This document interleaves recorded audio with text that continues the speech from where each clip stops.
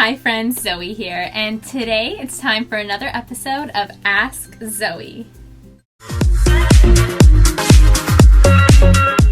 So today, our question comes from Ingrid, and Ingrid recently discovered my channel, and I just wanted to say thank you so much for all of your positive comments and feedback on my videos. It truly brightens my day and it makes me smile and so happy that my videos offer you value. So one question that Ingrid had for me, which I've decided to make a video about today, is love your advice. How do you maintain friendships? I feel like in every chapter in my life I have a group of friends, but every time that closes they get lost. An example, I lost friends from high school to college. I don't want to lose my college friends when I get out of college. To start things off, I'm going to talk about maintaining friendships. So through your life, you're going to have all different types of friendships. You're going to have friends for a season, friends for a reason, and friends for life. And they'll come and go through different periods, as you may know, like you mentioned, chapters. And there is something to be said about maintaining friendships, but when you grow up and you grow older and you change as a person, you either grow together with people or you grow apart, and that's okay. Some friendships do have an expiry date, and there's nothing to feel upset about over that. You can miss people, but you truly need to surround yourself with the people who are going to bring you up higher and who always make you laugh and smile. As you know, I'm living in Toronto now, but I was previously living in BC, and I have a group of girlfriends who are absolutely fantastic, who still live there, who I don't see very often, maybe a couple times a year if I'm lucky now. But whenever we get back together, even though maybe I haven't spoken to them every day or maybe even haven't spoken to them in a month or two, when we're together we have the most amazing times, and it's like I was never gone. So with true friendships like that, you can get together again over time, and time was never lost there. Of course, call your friends when you can, message them when you can, but friendship is a two-way street, so be sure that you are being a good friend and they're being a good friend to you in return. The people who are meant to be in your life will stick around, and the people who aren't won't. It can be upsetting, but just know what you deserve, and the friends that are meant to be in your life will stay in your life. Next, let's talk about being a good friend. So you attract what you exude.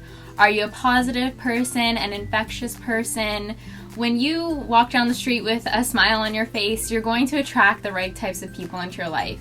If you're in an unhappy situation, you might find yourself getting into the wrong crowd, and that won't be good for you as well. Each chapter opens the opportunity for new people in your life, so it's really important to be open-minded and be positive. Be open to learning new things and going out and doing things, stepping out of your comfort zone, because that's when you're going to meet the people who are meant to be in your life.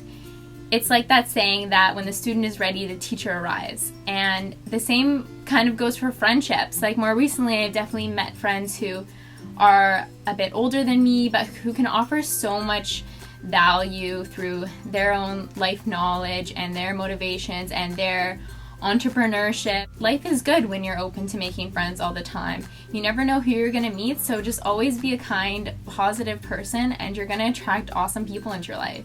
So next, I challenge you to look around and see who you're surrounding yourself with. About the top 5 people that you see the most are the people who are going to rub off on you the most, who are going to be the most like. So are you surrounding yourself with positive people, people who motivate you and raise you up higher and challenge you to be a better person? Or are you surrounding yourself with people who bring you down, who you feel like you're almost babysitting, who have bad habits?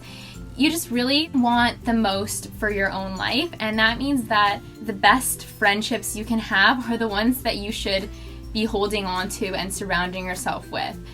If you feel like there's somebody that you can really learn from, try to learn from them. Ask them to go for coffee or lunch and build a friendship with them.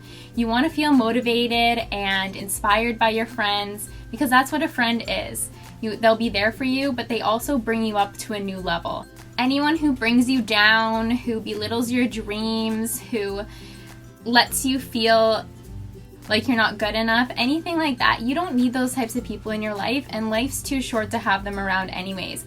I'm not saying you need to cut these people off, but distance yourself from people who you don't feel well around. Like if you leave coffee or lunch with them feeling you know, a little bit anxious or upset or slightly offended about something, that's probably not the person or people that you want to surround yourself with. You want to leave lunch or coffee feeling inspired and motivated to do new things or check out new books or music that your new friends or old friends have talked to you about. You always want to feel stimulated in a positive way by your friends, so just make sure that that's the way that you're feeling with the friends that you have now.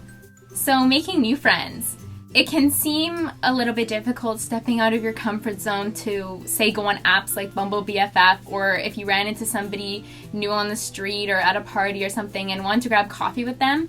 It can be a little nerve-wracking, but I challenge you to do it, because the more and more you do things like that, stepping out of your comfort zone, you're going to feel more confident in yourself. It's going to become easier for you, and you're going to develop such great communication skills. You're going to learn so many things from all these new people, and it's going to open the doors to all different types of opportunities. It could be jobs, it could be new hobbies, it can be anything.